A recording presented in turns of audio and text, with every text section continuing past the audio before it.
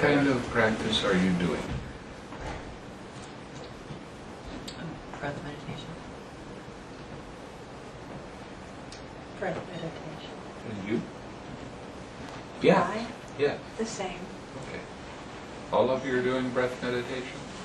Are you following the instructions given in the Suttas about the breath meditation? As best I can. And that means that you tranquilize on the in-breath and you tranquilize on the out-breath?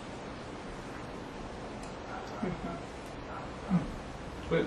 Try.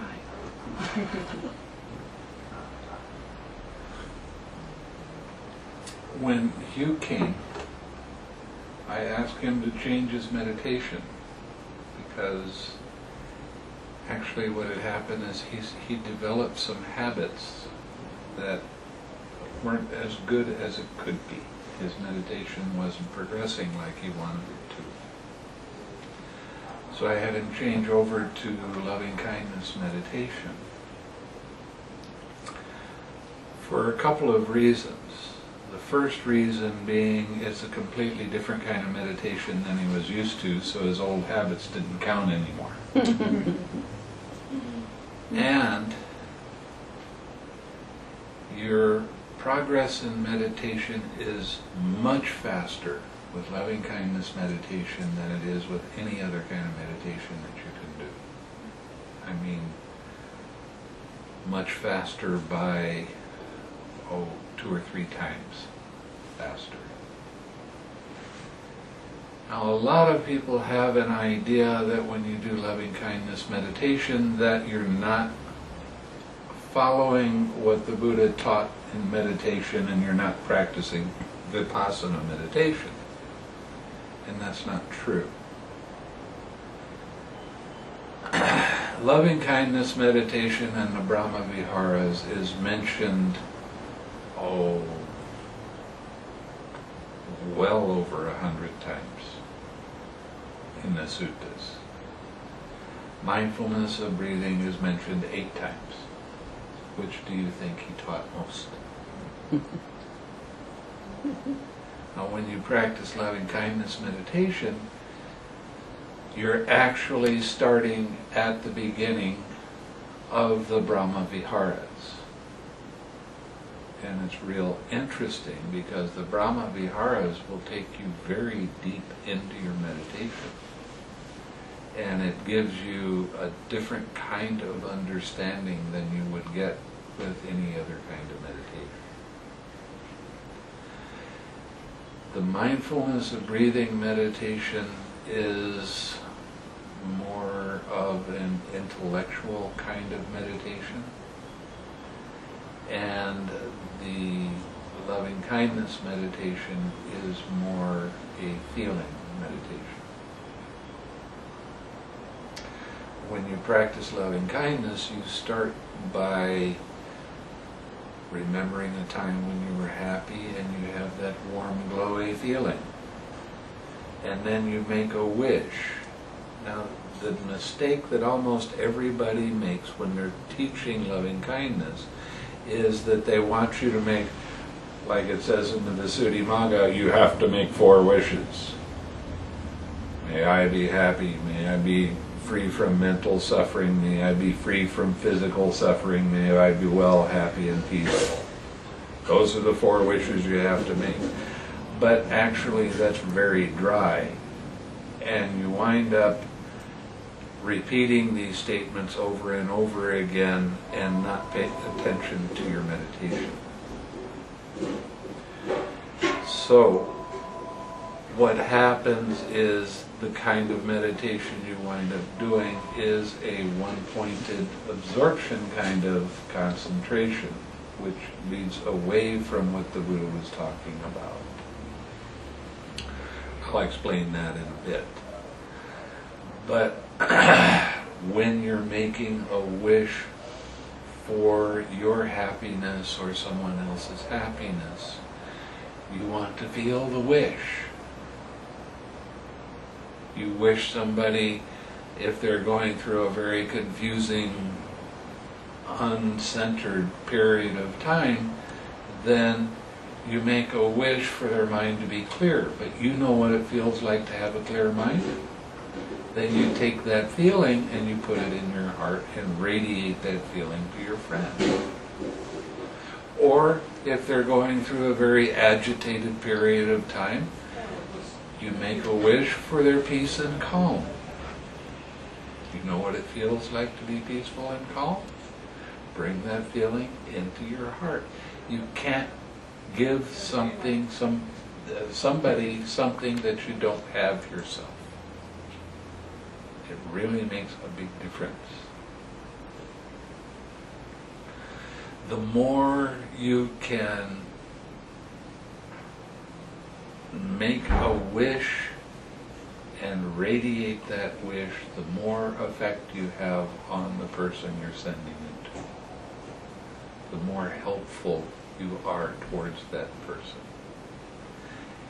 And you're developing your own mind at the same time. When you take your spiritual friend, that's somebody of the same sex that you respect and like very much, and put them in your heart, then you surround them with this feeling. And you radiate that feeling. Give them a heart hug. The more you can do that, the quieter your mind becomes, the longer you start staying with your object of meditation. And the less distractions there are. Distractions, hindrances. Hindrances are not your enemy to fight with, or control, or to do anything with. When a hindrance arises, what you need to do is allow the space for that hindrance to be there without any resistance in your mind or in your body. So when a hindrance arises, let's say you have a physical sensation arise. Your knee hurts, your back hurts, the tailbone hurts, wherever. A sensation arises. What does your mind do when that at first arises? What happens is you first start thinking about the feeling. Why is it there? Why didn't it? Oh, I wish it would go away. It always happens when I sit for a certain period of time. I always get this. Every thought about that feeling makes the feeling bigger and more intense.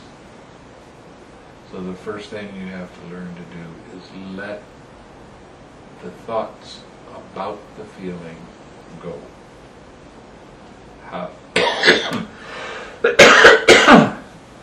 How do you let the thoughts go? By not keeping your attention on them. And then you relax the tension or tightness caused by those thoughts. The tension and tightness arises in your head, in your brain. I happen to have one right here. Now you have two lobes, right? There's a membrane that goes around each one.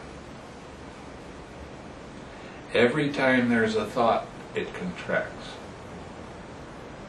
Every time there's a disturbance, it contracts.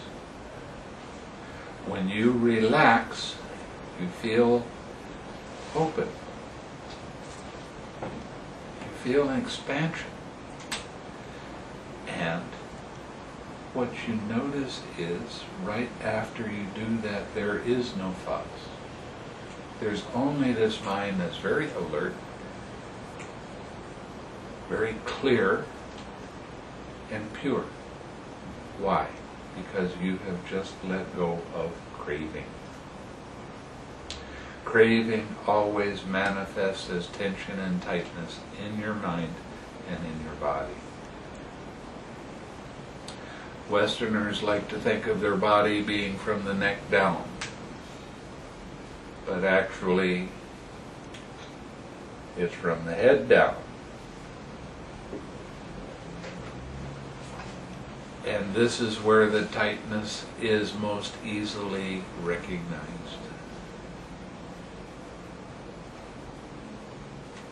Every thought causes tension and tightness to arise in your mind and in your body. When you intentionally relax that, you feel expansion and clarity. Next, what you'll notice is there is a tight mental fist wrapped around that sensation. An itch, want to cough, whatever it happens to be. Pain somewhere or other. The truth is, when the sensation arises, it is there. That's the truth. That's the Dhamma. When it arises, it's there. That's profound, isn't it? What you do with what arises in the present moment dictates what happens in the future. If you resist that sensation, if you try to make that sensation different than it is, if you try to change it in any slight way, you can look forward to that sensation getting bigger and more intense until you can't stand it and you have to do something about it. But when you allow the space for that sensation to be there, it's okay for that sensation to be there. It has to be okay because that's the truth. It's there. When you allow the space for that sensation to be there, then you'll notice that you can relax into that. And your mind becomes clear. Now, I teach everybody to smile. And I teach them to smile for a very good reason. Because when you smile, your mind is more uplifted, more alert. You have joy arise much more easily. And joy is one of the enlightenment factors, so it's a necessary part of the practice. When you relax and then you smile, you're bringing up a wholesome object. Now you take that smile and you bring it back to your object of meditation, and you keep repeating this over and over again, staying with your object of meditation. Now what I just talked to you about was right effort. An unwholesome state arose, that sensation. You allow the space for that sensation to be and you relax. You bring up a wholesome object, smile, and come back to your object of meditation, and you continue on with your object of meditation.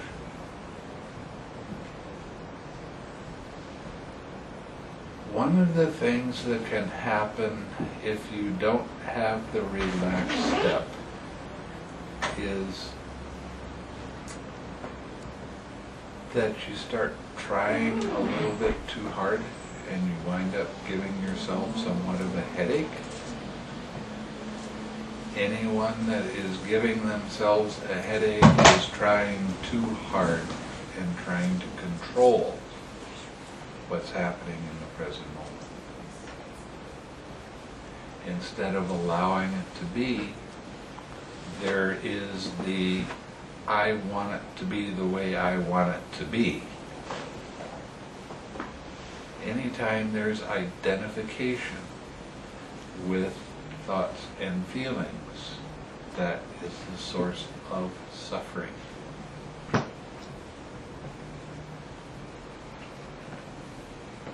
The more you can relax into these thoughts and feelings, allowing them to be, but not feeding them with your attention,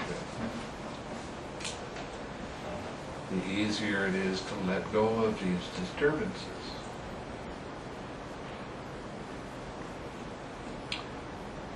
Now, because loving kindness is a feeling meditation, one of the things about practicing loving kindness meditation, because it is a feeling meditation, you become very sensitive to feeling when it arises.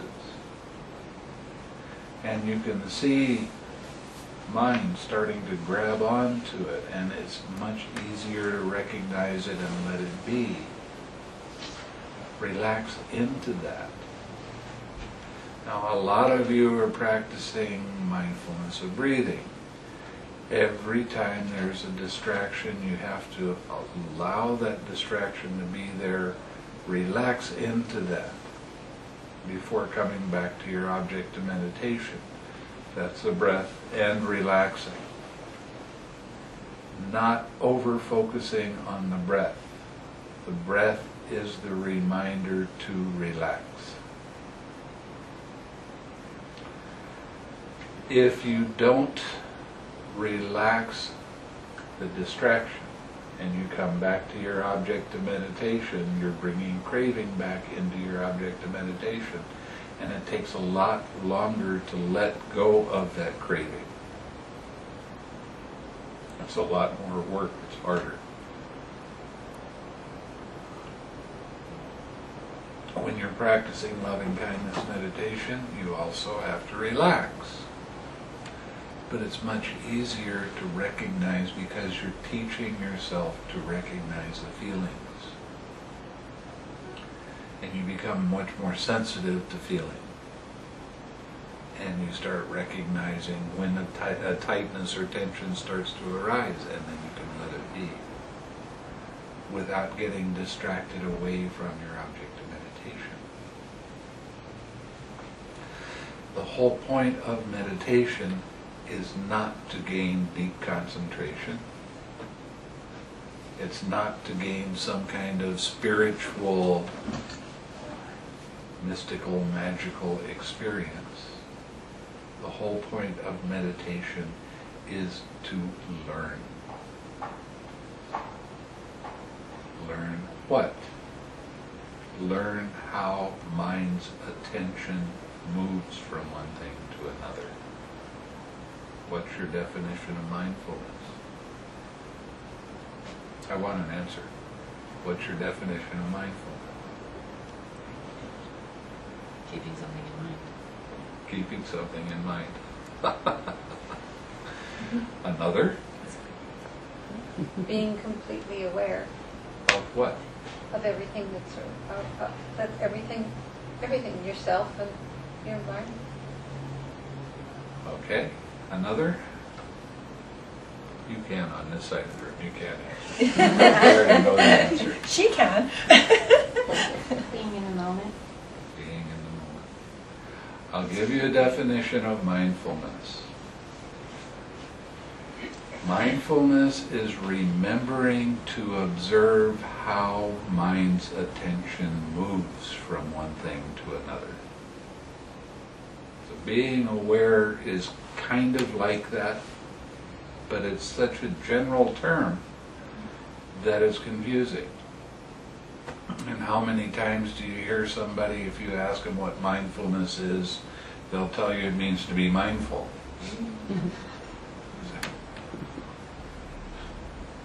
I spend a lot of time when I give a retreat in giving definitions so that you understand simple terms like, what is delusion?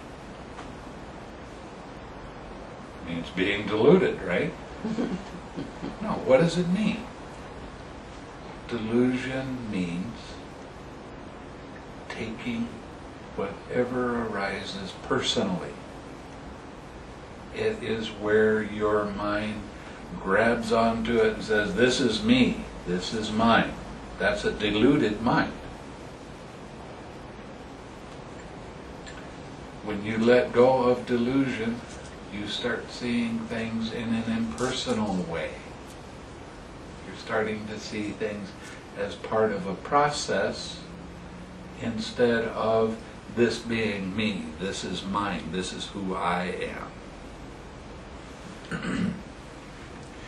Anytime you take something personally, your mind is deluded at that time. Okay? Simple word. Wisdom. What's that mean? Everybody's got to be wise. What does wisdom mean? We sure aren't very talkative tonight, are we? Wisdom means being able to see and understand how dependent origination works. When you develop your wisdom, you are seeing for yourself firsthand how dependent origination works. So you see, there's a lot of words that everybody's supposed to know what it means, but the Buddha had very specific definitions. He didn't have general definitions. These are very specific. When a feeling arises in your body, it's either pleasant, or it's painful, or it's neither painful nor pleasant. That's what feeling is. It doesn't have anything to do with emotion. Feeling is just a feeling. Right after a feeling arises, craving arises. What is craving? It always manifests as tension and tightness in your mind and in your body. Craving is the I like it, I don't like it mind. If it's a pleasant feeling, I like it. If it's a painful feeling, I don't like it. It squeezes just as tight either way. But that's the start of the personality belief at craving. Right after that, the clinging arises, and that's all your concepts, your opinions, your ideas, and the story about why you like or dislike that feeling. And then your habitual tendency kicks in. Every time this kind of feeling arises, I always think that. I always act that way. And then you have the birth of action. And then you have sorrow, lamentation, pain, grief, and despair. What did I just tell you? I just told you exactly how dependent origination works. Now, the beauty of the hindrances is that that's where your deluded mind is. Every time a hindrance arises, guess who's identifying with it? Who doesn't like it? Who wants it to be different than it is? Who wants to control it? I do. Now, every time you let a hindrance be and relax that tension and tightness caused by the distraction and come back to your object of meditation after starting to smile, every time you do that, you are experiencing the cessation of suffering. That's the third noble truth.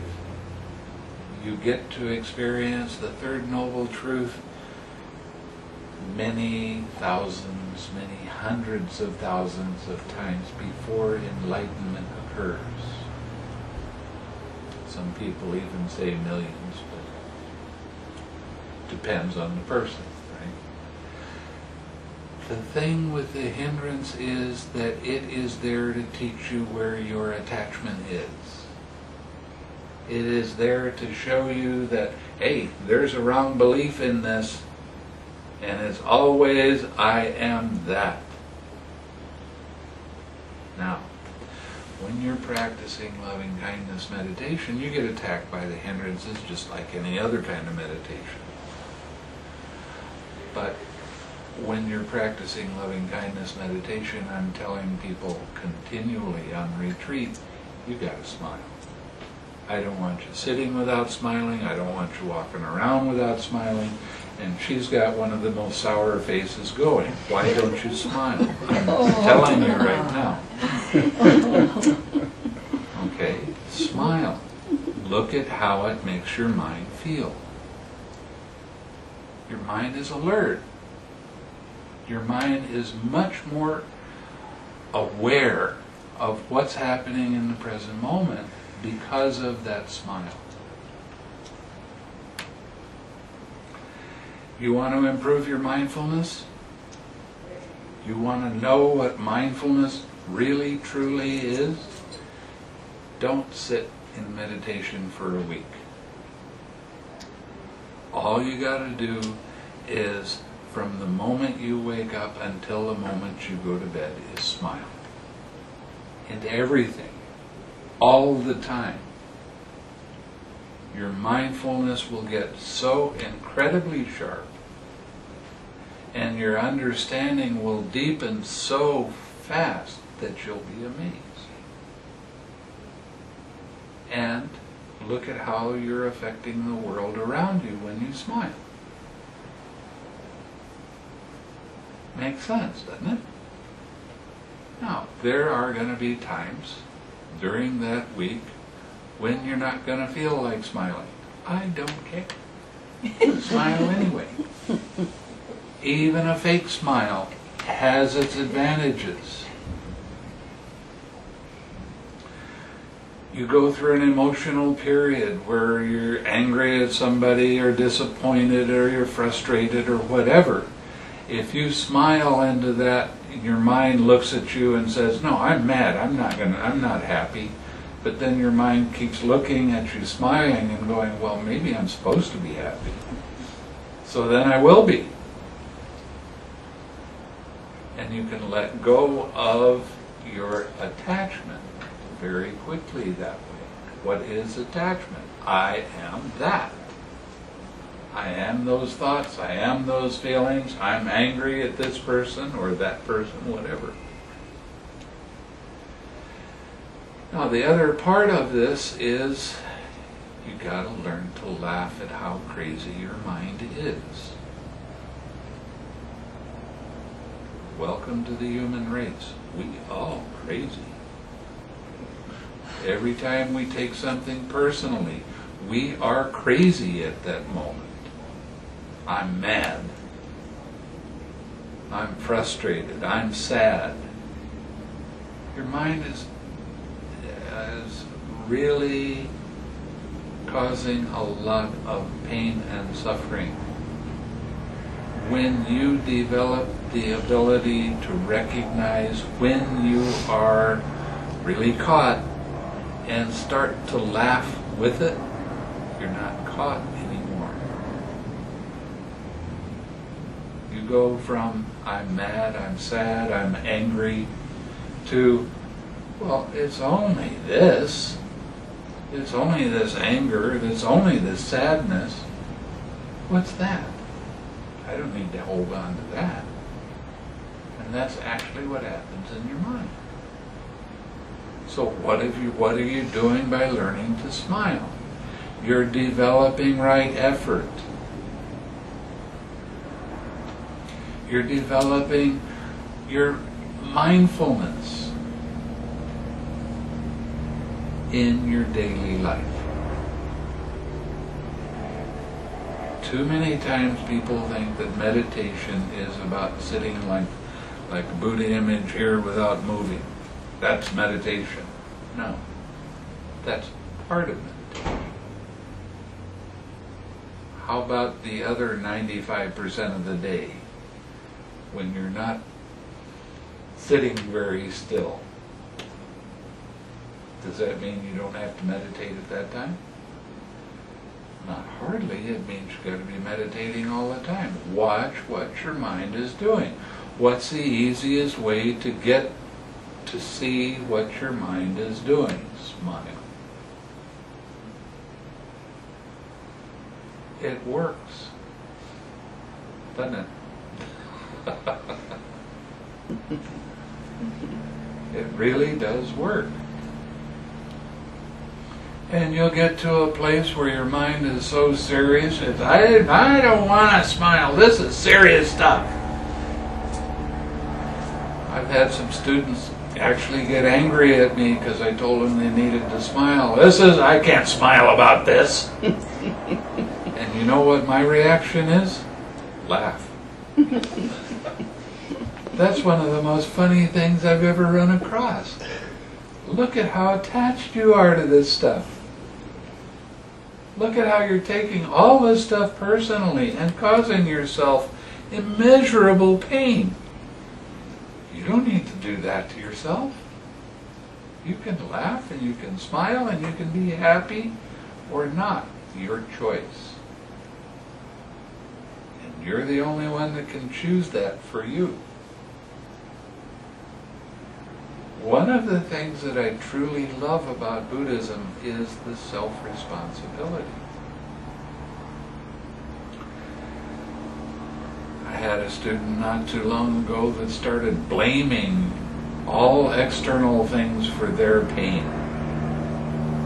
I wrote back to him and I said, well, you're really good at complaining, but when are you going to start taking responsibility for yourself instead of blaming external things for your happiness?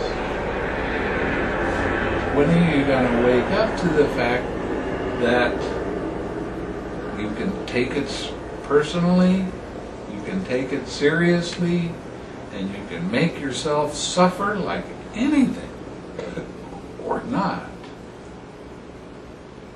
When are you going to be responsible for yourself? You can't blame outside influences for your happiness. Yeah, we go through ups and downs. So,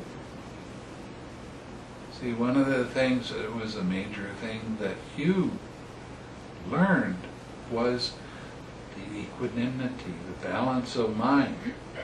And he was absolutely shocked by it. Well, you can have all this stuff happen. Some of it's real positive and real uplifting, and some of it's not. That's okay either way. How are you going to learn your lessons if you're going to be completely controlled by your emotions? And your emotions have how much craving in them and how much concepts? You know, we think in concepts. What is this? Well, that's cup. Where is the cup? Is it the glaze? Is it the color? Is it the handle? Where is the cup? Cup is a concept. It's made up of a lot of different little things to make this concept up. Everything that we think about is in concepts. What the Buddha was trying to get us to do was not recognize things. That has memory in it. That's perception. Perception is the thing that brings concepts up because that's the naming part of your mind. He was trying to get us to cognize things. In other words, see them as they arise before they're named. If naming gets involved with these things, then that's one step further away from being in the present moment.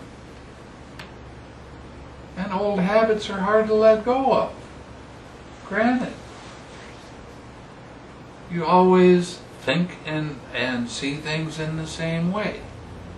And you're used to it. Well, I've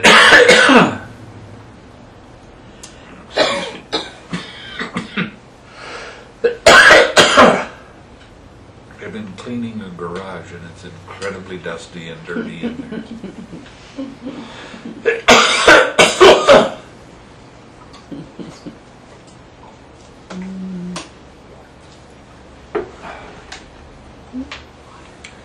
When you cognize something, that means you see it in the present moment.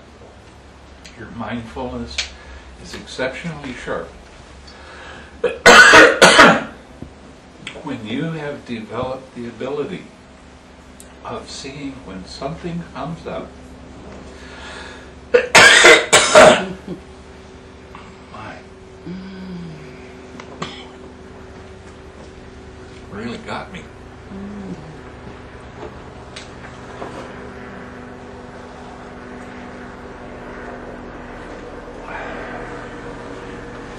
When you develop to see the ability to recognize when contact arises. Contact is, you have a good working eye, there's color and form. The good working eye hits the color and form, eye consciousness arises. The meeting of these three things is called eye contact. When you're able to see eye contact, you will see a feeling arise. The feeling is going to be pleasant or unpleasant or neutral. If you relax right then, you are going to see what you're looking at without any distraction at all. What is the distraction? Craving, clinging. That's your conceptual thinking about things, your opinions, your ideas, and your identification. This is me who's doing this. This is mine. And then your habitual tendency starts kicking in. Every time I see something like that, I always act this way. And then you have your birth of action and the sorrow and lamentation and all the rest. When you're able to cognize things, that means that you're seeing before the craving arises. And when you see what happens before the craving, and you let go of the craving, you see it completely without being distracted by it.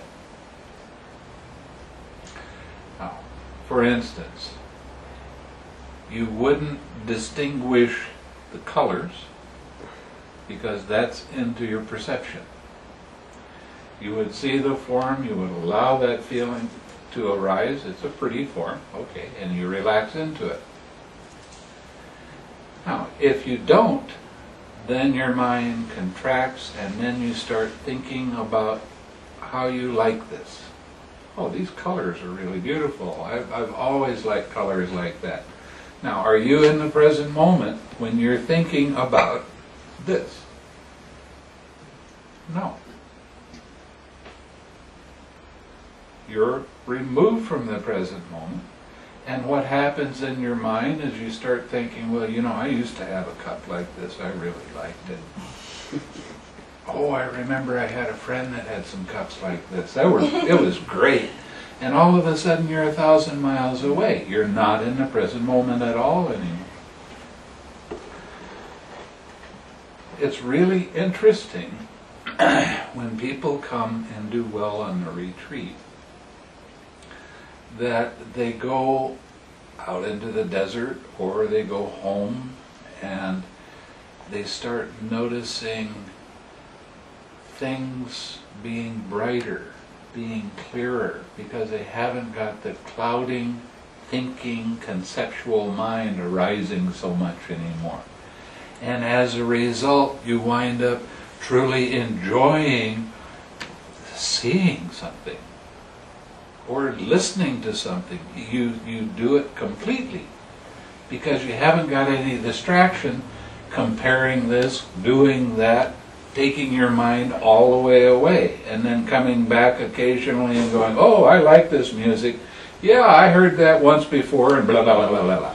You see what happened? So when you get into the present moment, you completely are with the present moment. You can enjoy the present moment. There's nothing wrong with enjoying things. But when that present moment changes to something else, then you're with that completely. There's no attachment because there's no craving.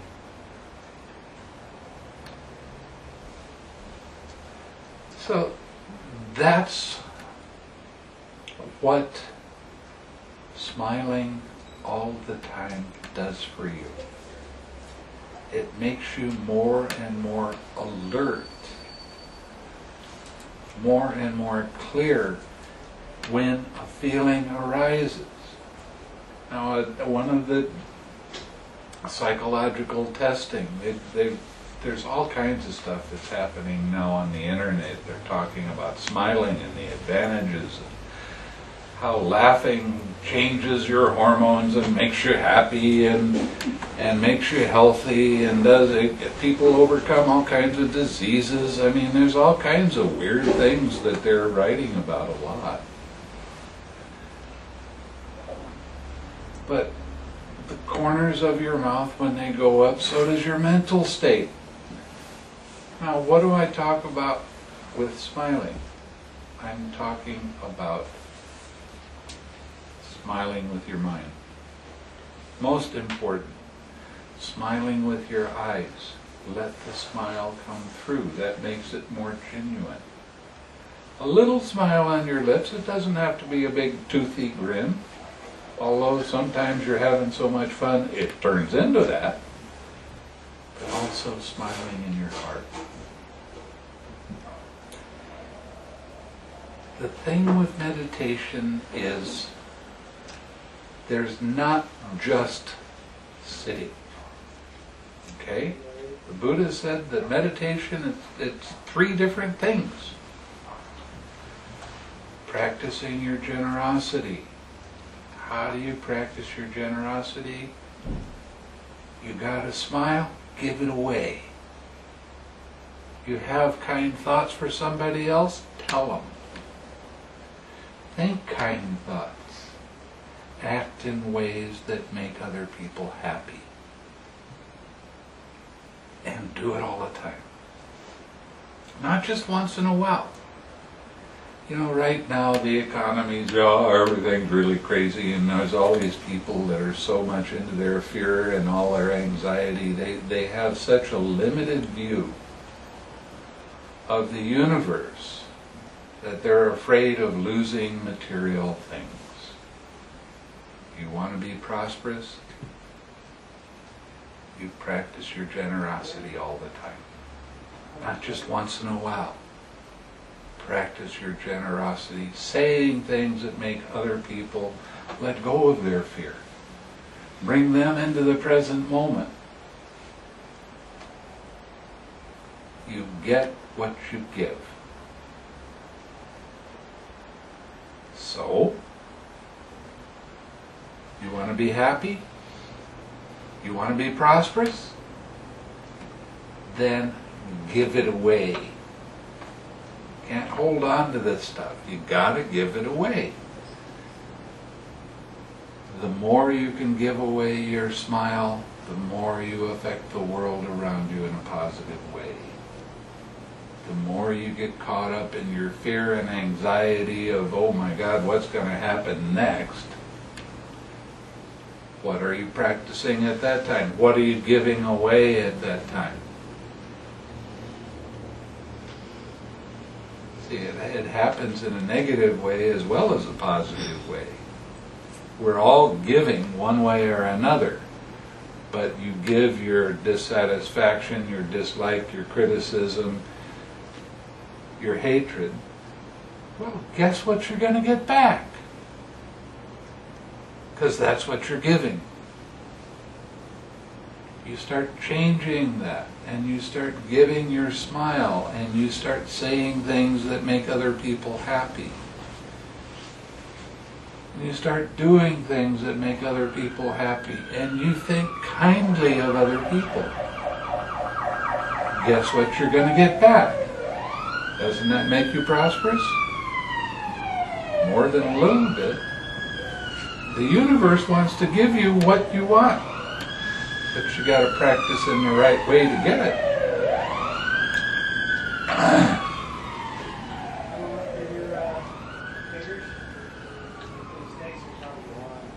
The next part of the meditation is taking and keeping your precepts. Can't be understated. The precepts, breaking the precepts, are why you have hindrances arise.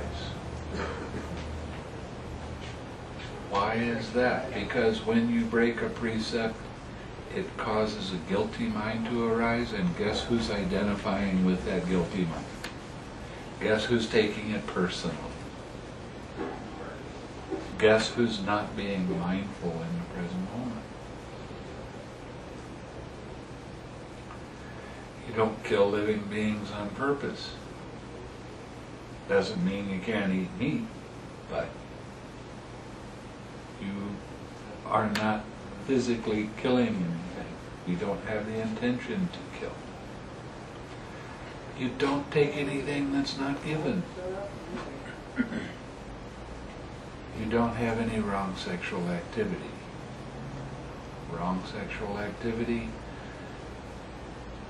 sexual activity with another person's mate, or sexual activity with not with your mate. How about that? I think that's better. Not having sexual activity with somebody that's too young, still under the care of their parents or guardians. Not having sexual activity by paying for it with prostitutes. Pretty easy. During the time of the Buddha, there was a lot of kings around. They had more than one wife, and that was okay, because the laws of the land you have to follow. And that's basically what he said.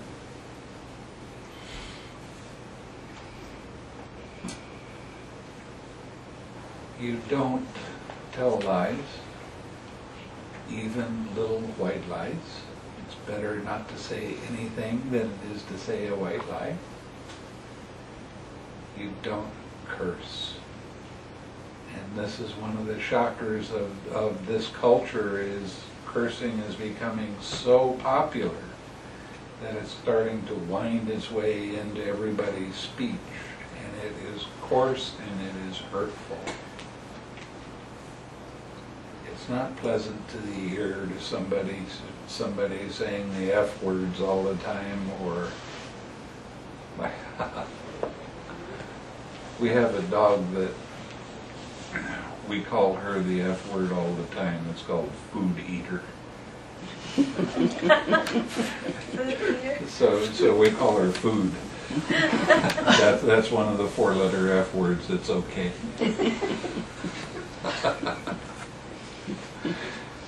She's just like a vacuum cleaner. He's got thyroid condition. No, and that's an external excuse.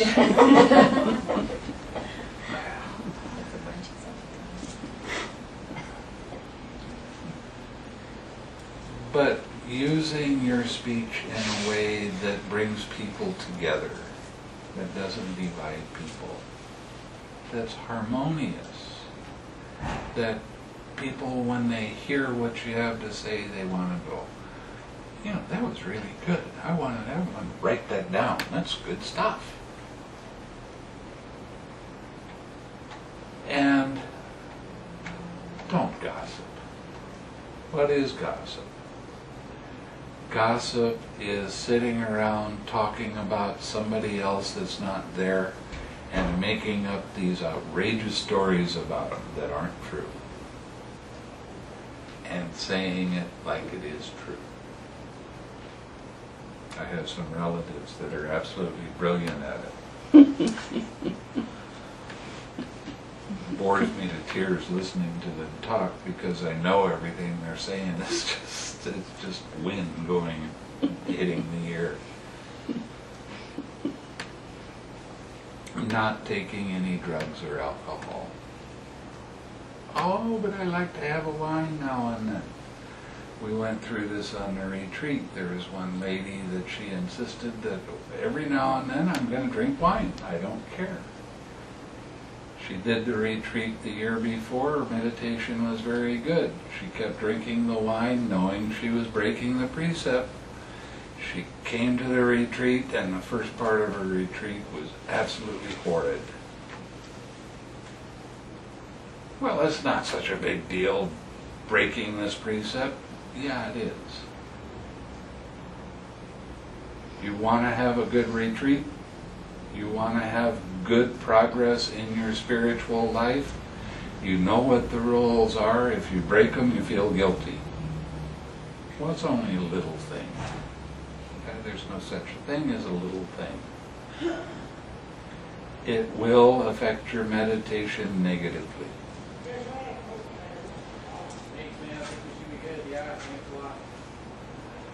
In Malaysia, there was some people that they really liked to do their wine, and occasional beer every now and then, and every time I saw them, they had a beer in their hand. And they wanted to learn meditation, and they had an absolutely terrible time. All of these hindrances coming up. My mind just doesn't calm down.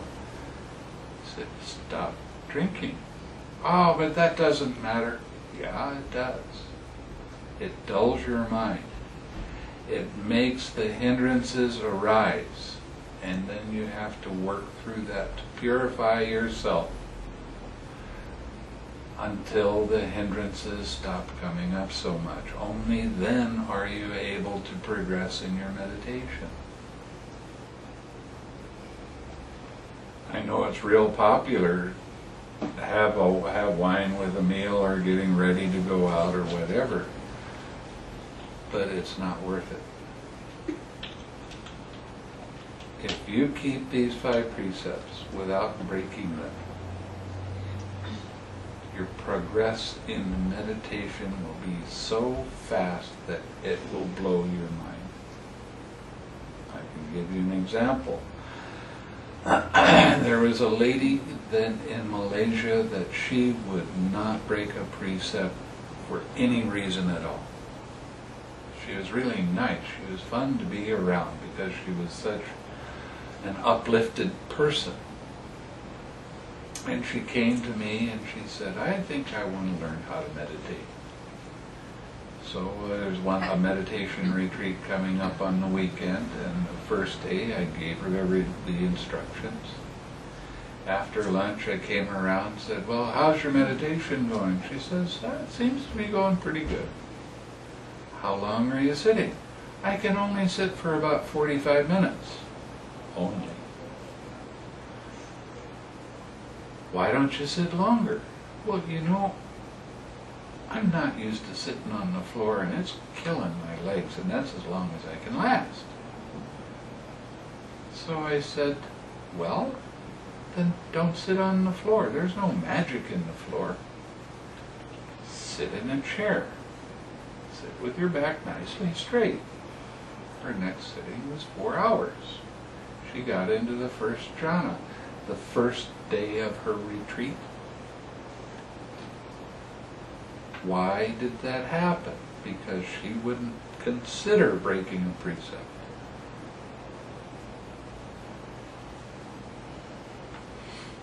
That's how you get fast progress. It really works. And that's one of the things the Buddha says. Keeping your precepts as closely as you possibly can. Makes your mind clear. Your mind becomes tranquil very quickly when you do that. And I also had this clown in Malaysia that said, Okay, you've convinced me. How long do I have to do this? I said, well, we'll start at 100 years and go up from there.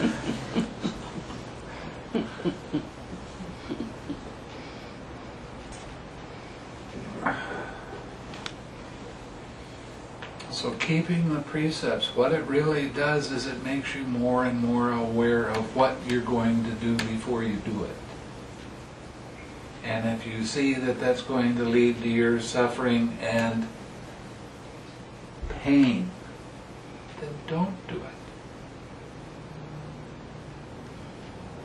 it. It's a way to improve your general mindfulness.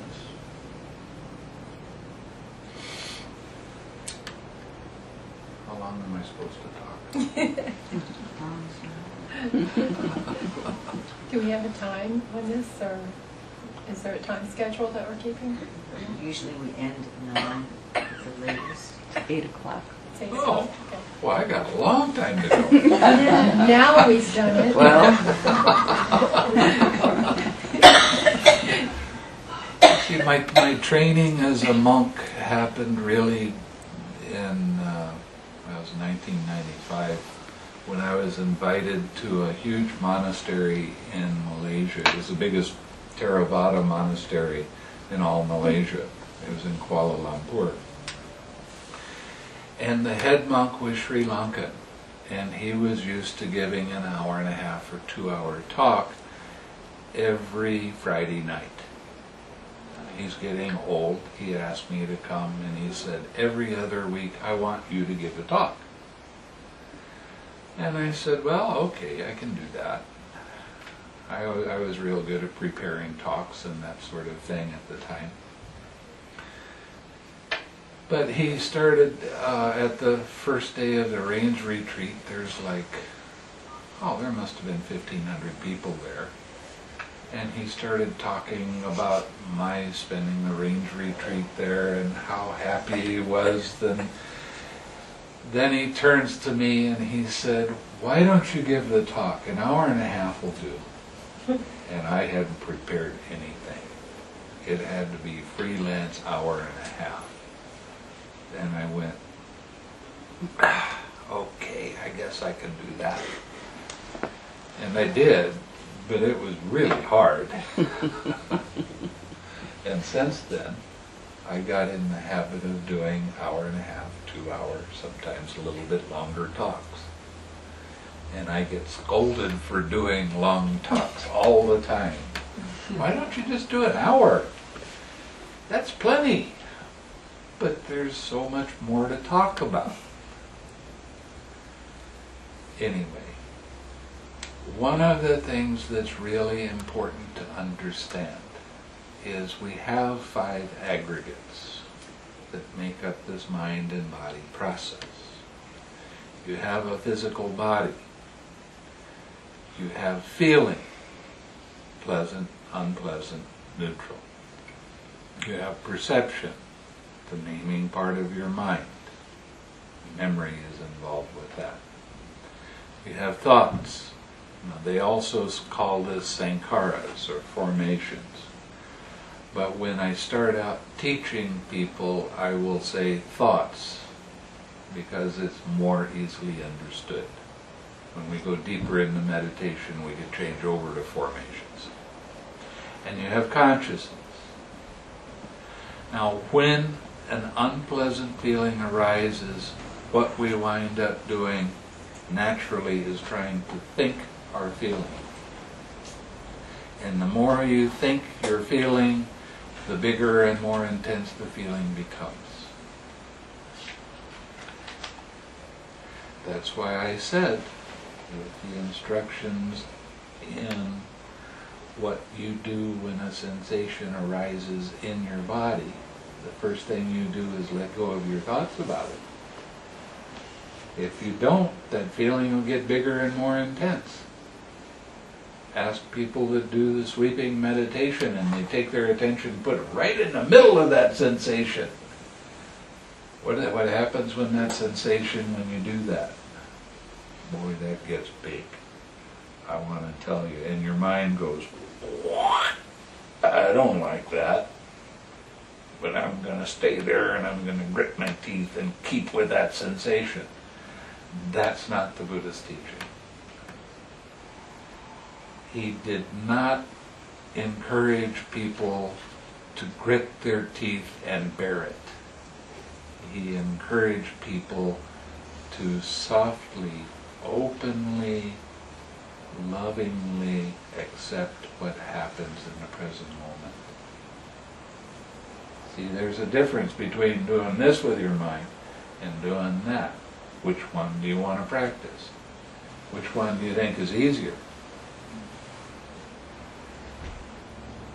Which one's more fun? I know fun is not a word that people that practice meditation use very much. I do. Because I want your meditation to be fun. If it's not fun, that means you're not very interested in it. And if you're not interested in it, you're not going to see things as clearly as you can. So you make it fun. I mean, think about when you went to college and you had a class that you really liked. Was it fun? Did you mind studying in that class? No, because it was fun. Because it was interesting. Well, the meditation's the same. The more interest and the more fun you can have while you're meditating, the better you do and the more alert your mind becomes. It's not a maybe. This is a for real thing. The Buddha talked about interest a lot and how important it is.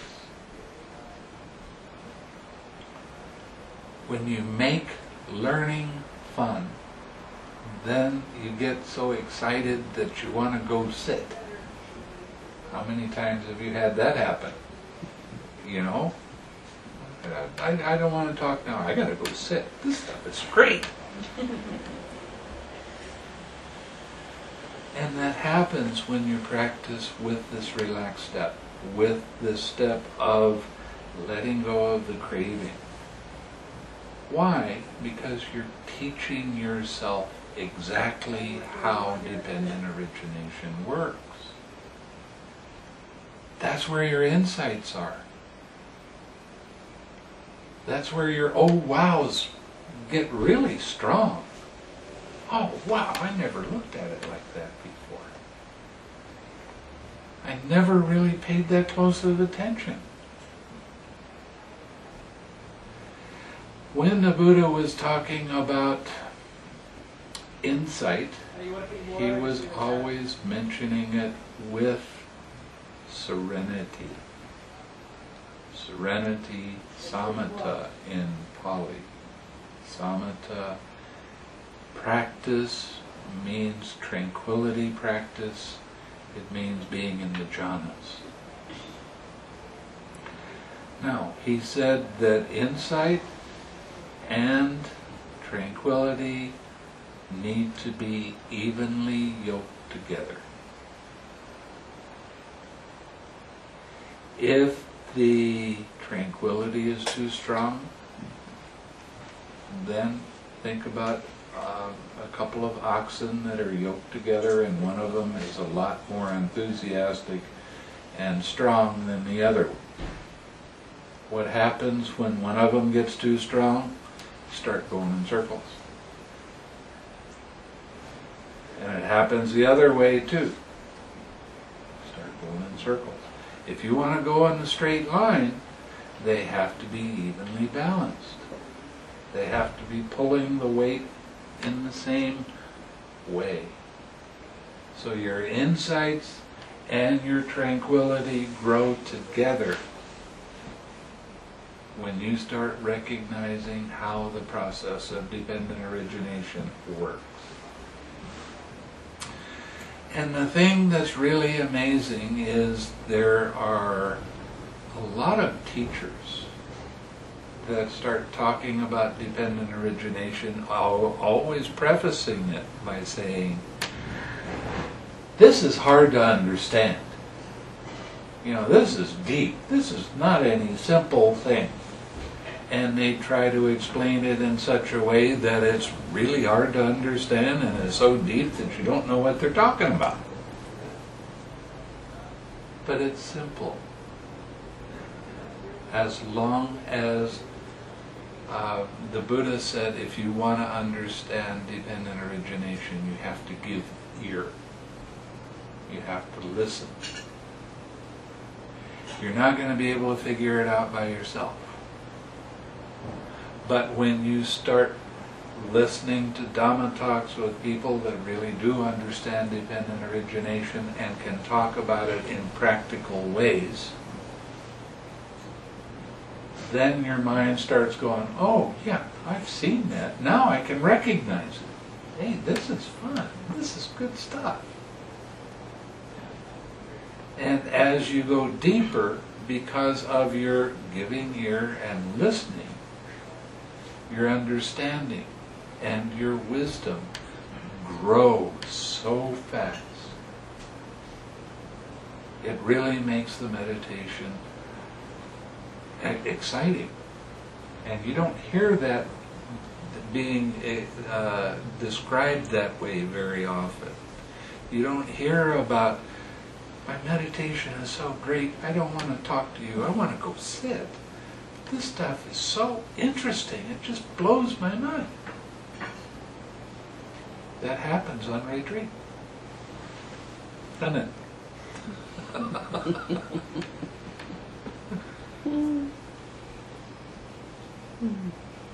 It's fun to learn, and that's the essence of the Buddha's practice. I had a friend in Malaysia that he came up to me and he said, you know, I've been practicing the same chant for 7 years. You want me to chant it for you? I said, sure. Listen to it.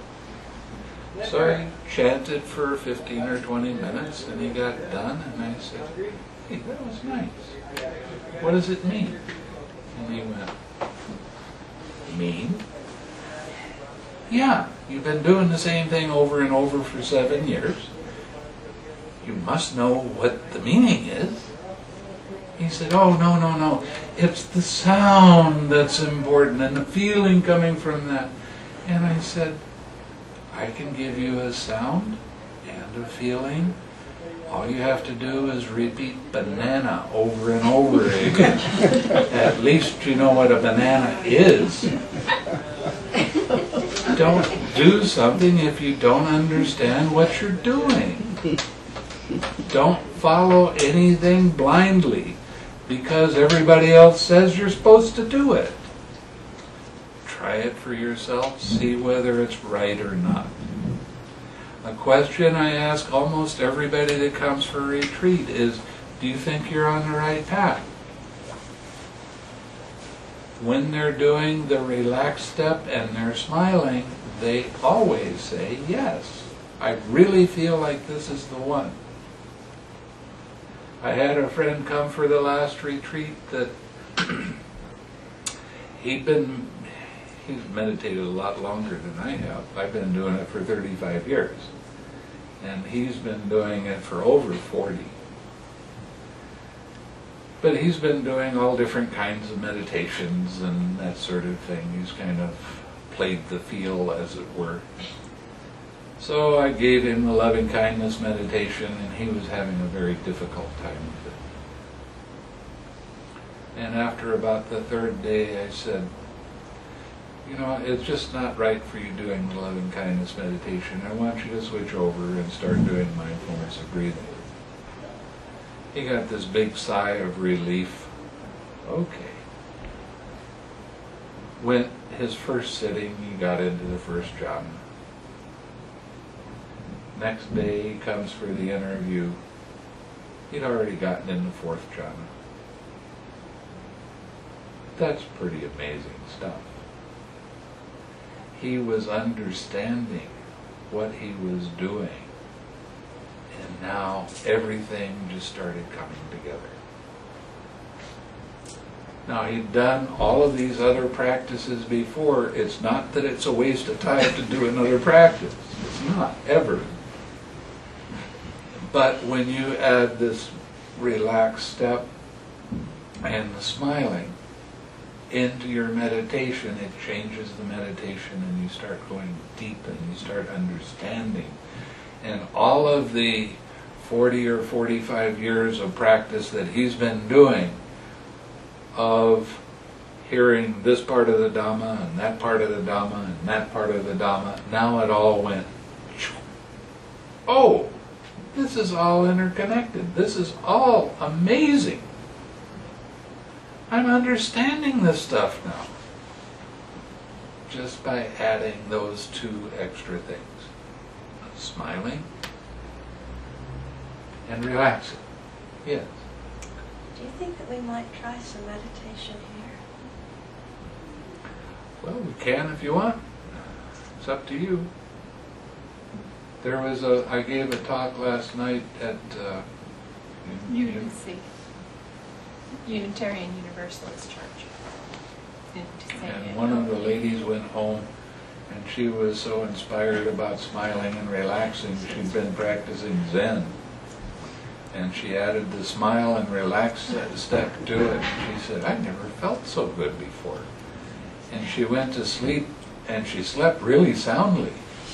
And she got up happy and she said, well, I'm going to try this. I'm going to try smiling all day. She sat again and all of a sudden the meditation was making sense. The rigidity of the Zen practice started disappearing for her.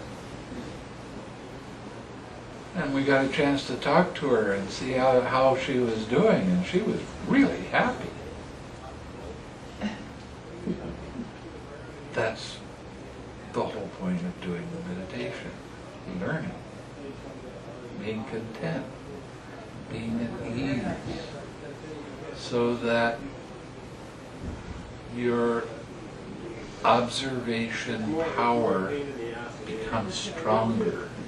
And you start seeing more and more little things that you've never seen before.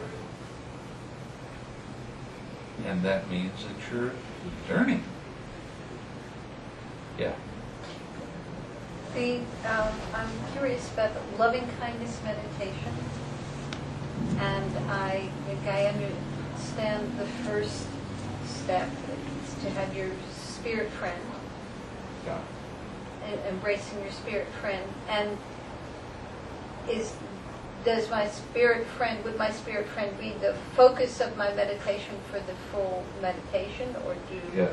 I Yes, your spiritual friend, you stay with the same one all the time.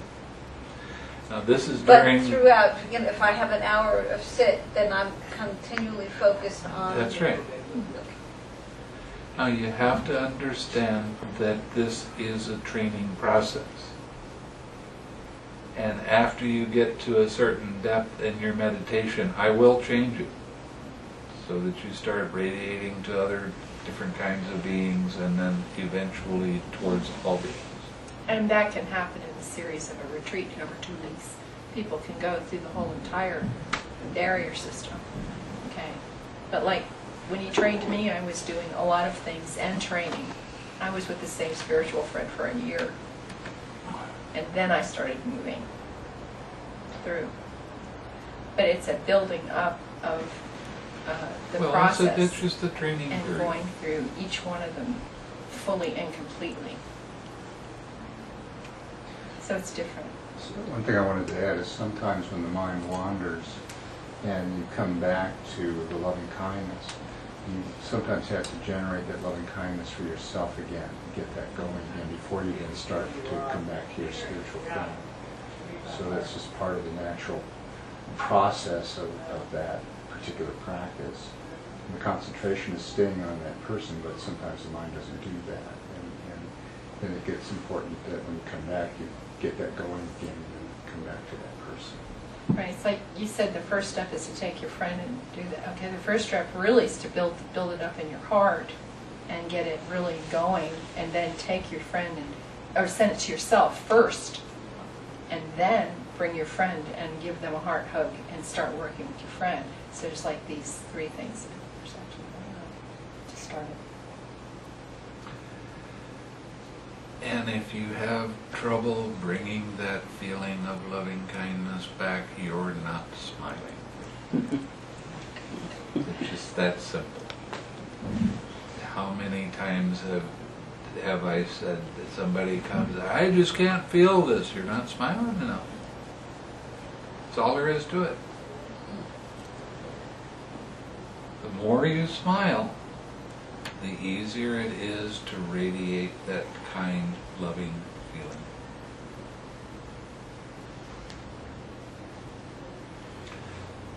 Yeah. And you don't have to stick with one spiritual friend. You can No, rotate. same spiritual friend all the time.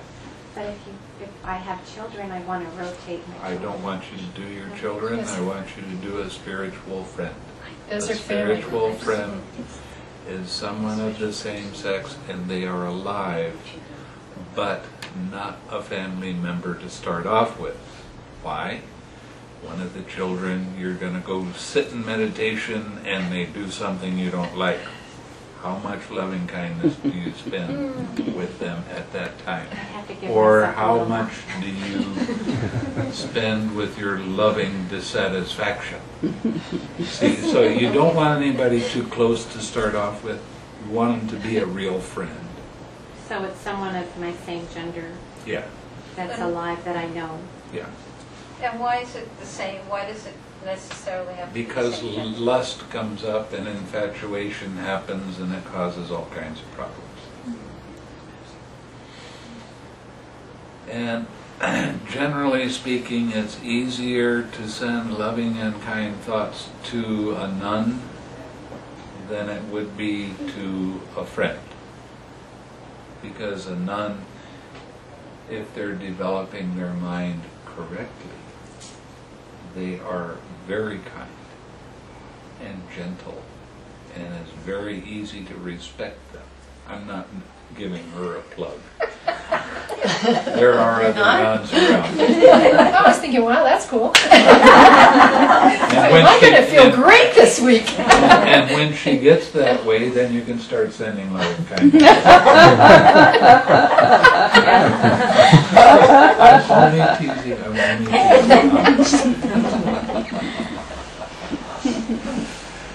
That just put her down Yeah. off her ego trip there. Okay, down. But in Asia, that it's very easy because there are a lot of nuns, and they are very, very easy to appreciate their good qualities. But if you can't think of one, then pick a friend. But make that friend someone that you truly respect and really do wish them well. And stay with that same person all of the time. You'll get to your kids eventually, but only after you've gained a degree of equanimity. So this is a training period that it's not going to last forever. Sometimes when people come and they start practicing loving kindness meditation, sometimes it might take 4 or 5 days before they start changing things. Sometimes it's a little bit longer, sometimes it's a little bit less. It just depends on the individual and how well they follow the directions.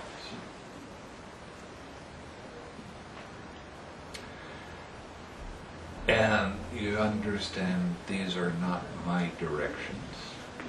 These are directions from the Buddha. He showed us exactly how to meditate.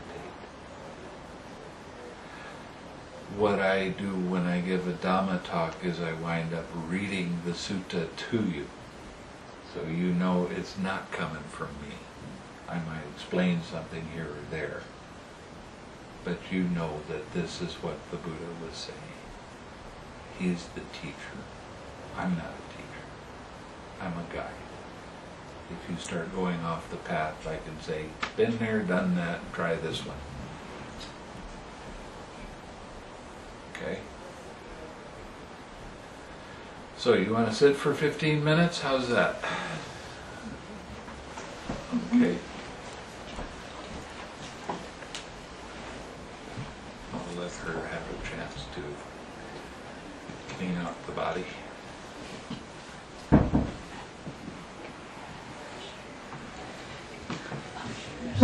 So, would you like the lights like this, or? Yeah, Surely. It's okay. I'm going to take your suggestion. okay. It's sure easier on your legs when you do that. Then you don't, then, yeah, well, it's pulling you forward and it's cutting off the circulation on your legs and all kinds of stuff. When I give a retreat, there's a lot of people that start sitting on the floor, and after a while just about everybody's sitting in a chair. There's no magic in the floor. The reason that everybody sits on the floor is because in Asia, they didn't have any chairs. They grew up sitting on the floor. And when you grow up sitting on the floor, it changes your hips a little bit, so it's really comfortable to sit on the floor. Well, guess what? How many people here have been sitting on the floor since they were a little tiny kid? No. You're used to sitting in a chair. That's fine. Sit in a chair. If you're comfortable sitting on the floor, that's fine. Sit on the floor. There's no magic in either one. The magic comes in mind. Okay.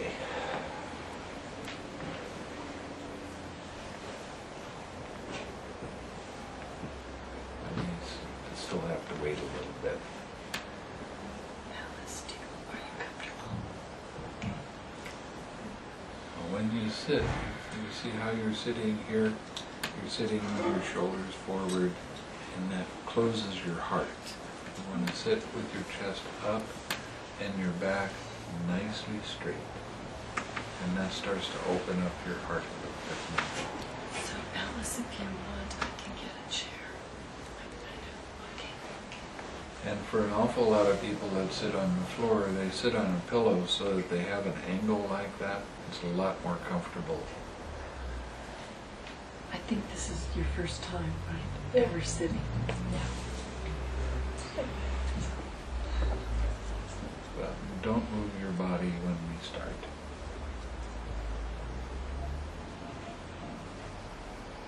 Pick your spiritual friend. Remember a time when you're really happy. And that happy feeling is a glowing feeling in the center of your chest. When that feeling arises, then you make a wish for your own happiness.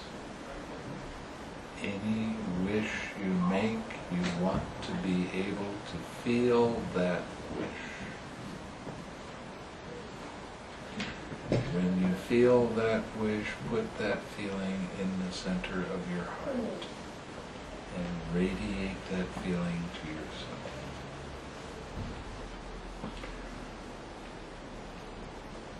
It doesn't matter how many times your mind gets distracted. Thoughts are not your enemy to try to crush or stop. Notice that your mind is thinking about something and simply let go of the thought.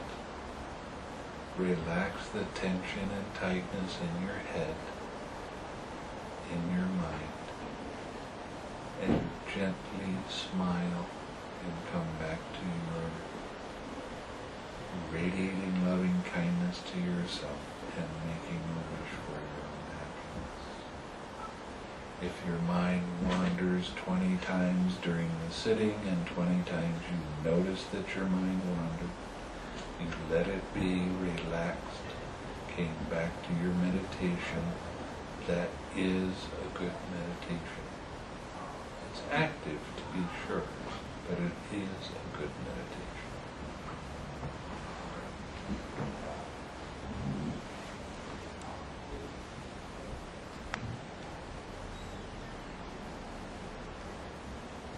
After about 5 minutes of radiating loving kindness to yourself, then you want to start radiating loving kindness to your spiritual friend. Your spiritual friend is someone of the same sex and they are alive. Your spiritual friend is someone that when you think of them and their good qualities, it makes you happy. So you're sending loving and kind thoughts to yourself. May I be peaceful and calm. Feel that peace and calm. As I feel this, I wish this feeling for you. May you be peaceful and calm. Put them right in the middle of your heart. Surround your heart with this love and radiate that feeling to your friend. Please sit with your back nicely straight.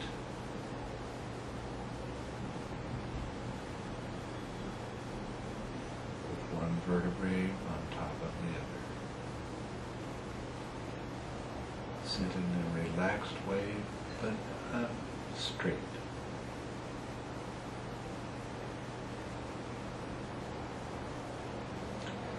This can cause sensations to arise in your body. Sometimes it's an itch, sometimes it's a cough, sometimes it can be heat or vibration or pain. As soon as you notice your mind is pulled to that sensation, first let go of your thoughts about the sensation and relax. Now let go of that tight mental fist around that sensation and allow that sensation to be there. Now relax. Gently smile and bring that feeling back to your loving kindness meditation.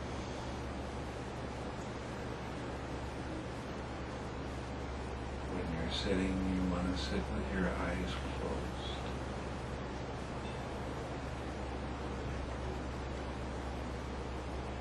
The reason you sit with your eyes closed is because any kind of movement at all, even an insect, can cause your mind to start looking at it and then your mind runs away.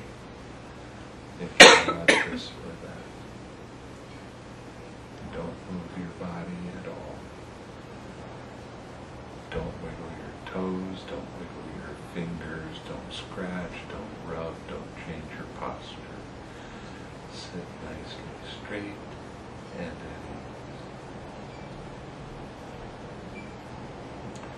This is a smiling meditation. You want to smile with your mind, smile with your eyes even though your eyes are closed. A little smile on your lips and a smile in your heart. Anytime you see you're not smiling, don't criticize yourself, just start over again and smile some more.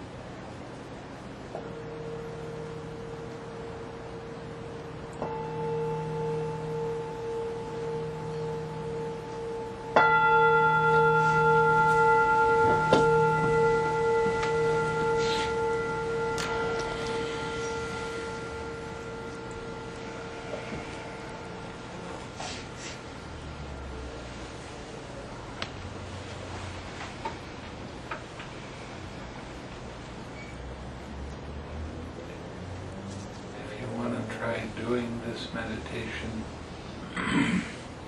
I would suggest going to my website. There is instructions that are more detailed than what I just gave. And when you sit, you try to sit for 30 minutes without moving your body for any reason at all. If you're going to sit, you can move as much as he does.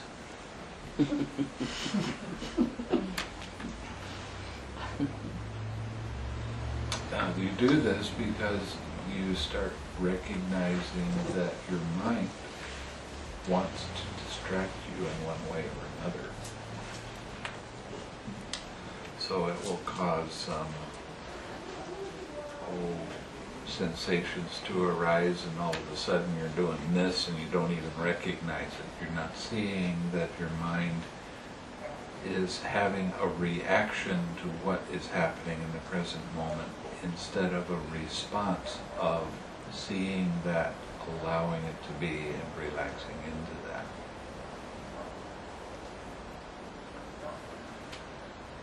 But when you start sitting, sit for at least 30 minutes.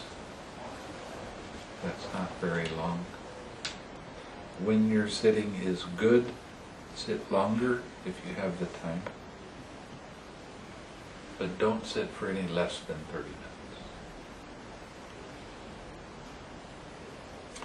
There's times when 30 minutes seems like it's 4 hours. And there's times when 30 minutes seems like it's less than a minute.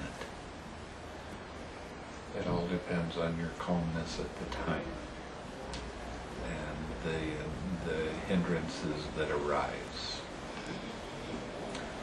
Remember that your hindrances are not your enemy to fight with. The hindrance is just a friend coming to let you know where your attachments are. So welcome them like an old friend.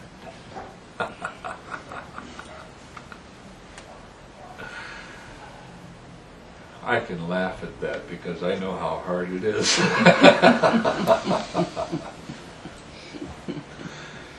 Your attachments can be real amazing sometimes. Everything gets so serious.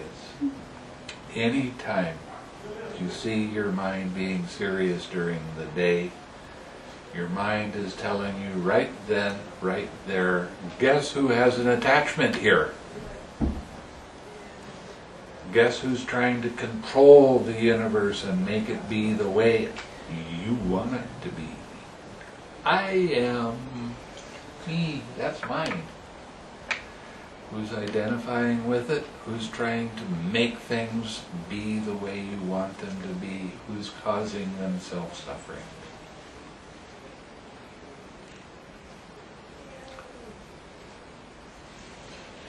And that can be incredibly hilarious when you start developing your sense of humor about how crazy your mind is and how it thinks that this is really important and I gotta pay attention to it and I have to act this way because I'm that.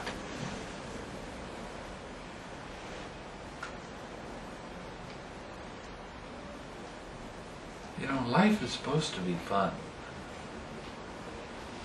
And any time it's not, we're not doing it right.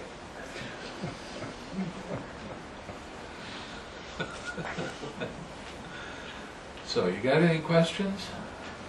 Comments, statements, anything? Yeah. Life is supposed to be, is meant to be fun. Yeah. However, there are some great losses that one does have in That happens. one's life. I mean, My mother just died not too long ago. I wasn't feeling much like laughing at the time. and it's all right, I assume, to allow that sadness. Of course, you have to allow whatever feeling arises to be there because that's the truth. What do you do with that? If you grab on to the sadness because you've lost somebody very dear, and you get into your dislike of the situation and wish it would change and wish it didn't happen, you can look forward to that same feeling coming up over and over again and causing more and more pain. Because whose pain is it? It's mine, and I don't like it, and I don't want it to be like this. But the truth is, pain is going to be there. Sometimes tears are going to be there, and it's okay. It's all right for all of that to be there, because that's the truth. But you relax into that, and you kind of develop that little smile in your mind. Yeah, this is happening, and it's okay for it to happen. That way you don't get attached to the dislike. And what happens with quite often when you talk with people in the hospice, people that are really attached and they really fight the death and they really are sad and they really, every time you see them, they're sad because of that. Well, within a year to 2 years, they're going to have some kind of major physical problem because of that attachment. Now, the truth is, pain arises sometimes, and you have to allow it to be there, but you don't have to allow it from aversion. You allow it from loving acceptance. I've told this story quite a few times. I had a student that she had a boy and a girl. The girl was about 9 years old, the boy was 10. They went out to the beach, just out by San Diego here, and a shark got the little girl. And Mom had to go in and identify the body.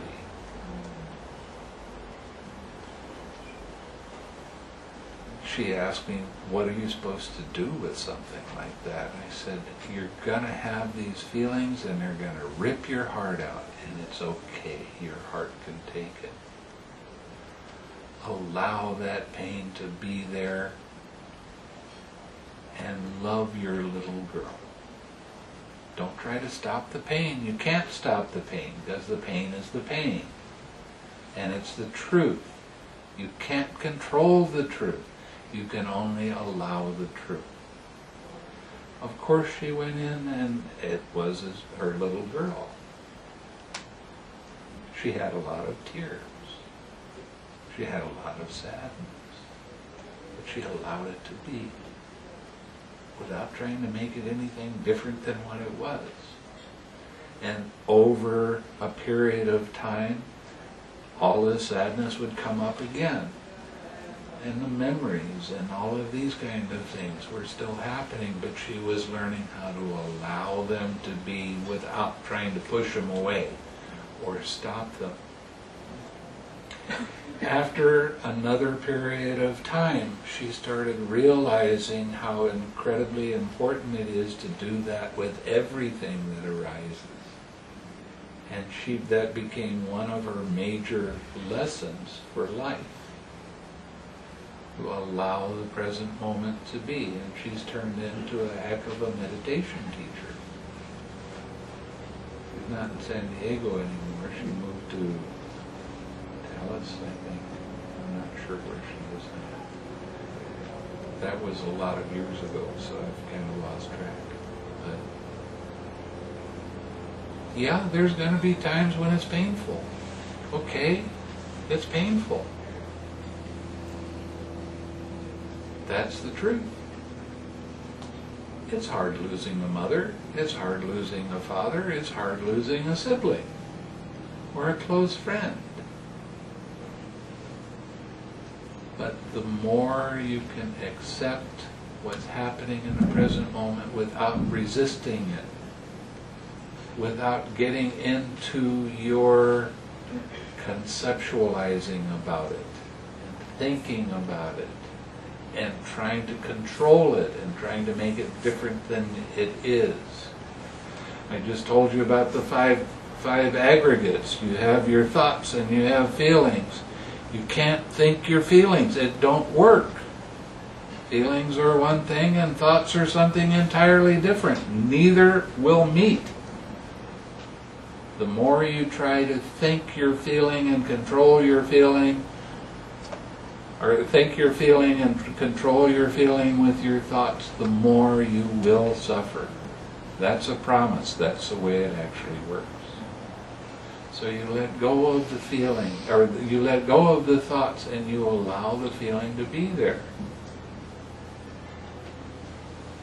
There's sadness. That's part of life. There's pain. There's anxiety. There's frustration. There's fear. That's part of life, and it's okay. It has to be okay because it's the truth. The Dhamma is the Dhamma, and we can't change it. We can't make it any different than what it is. Of course, we spend an awful lot of energy trying to make it different. But like Mom, this mother that she had to go identify her sweet little child, that was not easy. She lived through it, and she was better for doing that. After a while, the only memories she had of her child were the ones that were very positive. Not the horror, but the goodness. It takes developing that, not indulging in the dissatisfaction of the present moment, but embracing the present moment for what it is. And if there's tears, there's tears. That's the truth. You let them be. You let them come.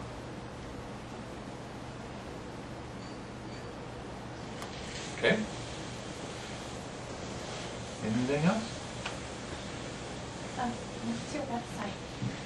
Do you have I will give you a card. I have. I like bringing this out. He likes to do this. Deborah sent the link out to us. The link is in our Email. newsletter. Oh, The newsletter okay. from I'll March. take it. But it doesn't matter. I still like bringing this out. Somebody gave this to me. Oh. And it makes me feel so fancy I can't believe it. So, here.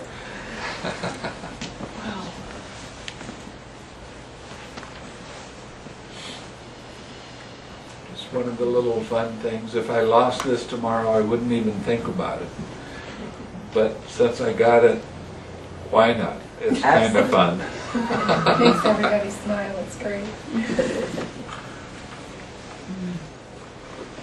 I have another question. Sure. Why is it improper to show our feet to you? Pointing your feet is considered a dirty thing. In Asia, in particular, your feet, you're barefoot a lot, you got sandals on, your feet are dirty.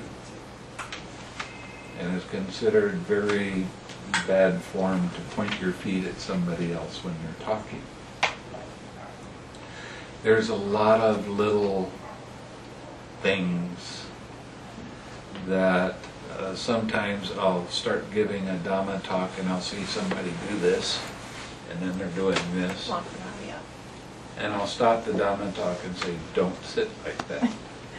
We try to put that in an orientation. Because when you sit like this, you only hear about 60% of what's being said. The rest of the time, this is your thinking position, this is your protection. So you don't sit like that when you're hearing the Dhamma. It's not respectful. Yeah, we thought it would be interesting to put a section on our website about questions about monks. And we really would like you to write me and ask me questions about monks and nuns that you don't understand, because Americans really don't get taught a very lot about about monks and nuns and what's going on, and it's a good topic for me and to dig up the answers from a lot of different habits. You know, if it's Thai or if it's Burmese or if it's Chinese or if it's Tibetan, it's all there's some differences, you know, with things. But it's been suggested a number of times that we want to expand it this summer because I don't even know what's on there. You can't do that. You have to read all of the video. You don't get your information. You'll find out about all of the rules that I know about that which part. there are many.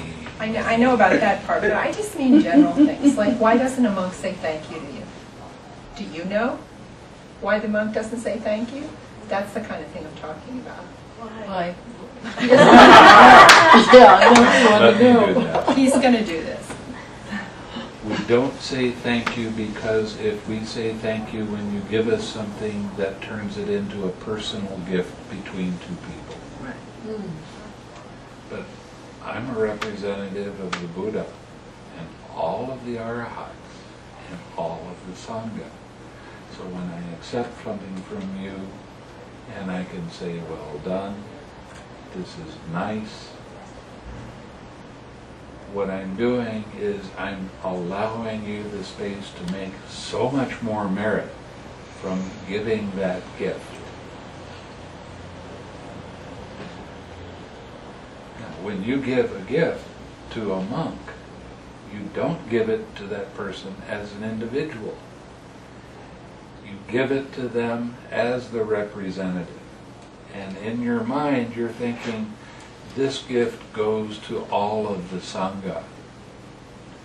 Okay? So Anne said the right way, didn't she, when she said you're a field of merit? I am a field of merit. When you go in the monastic, you're a field of merit for you, is what it means.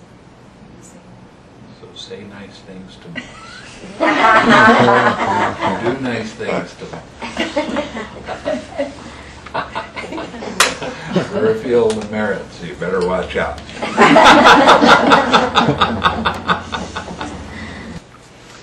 Why don't we share some merit now? May suffering ones be suffering free, and the fear strokes your visibility. May the grieving shed all grief, and may all beings find relief.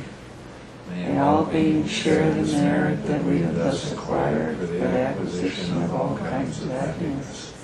May beings inhabiting space and earth, Devas and Nagas of mighty power to share this merit of ours. May they long protect the Buddhist dispensation. Sadhu, sadhu, sadhu.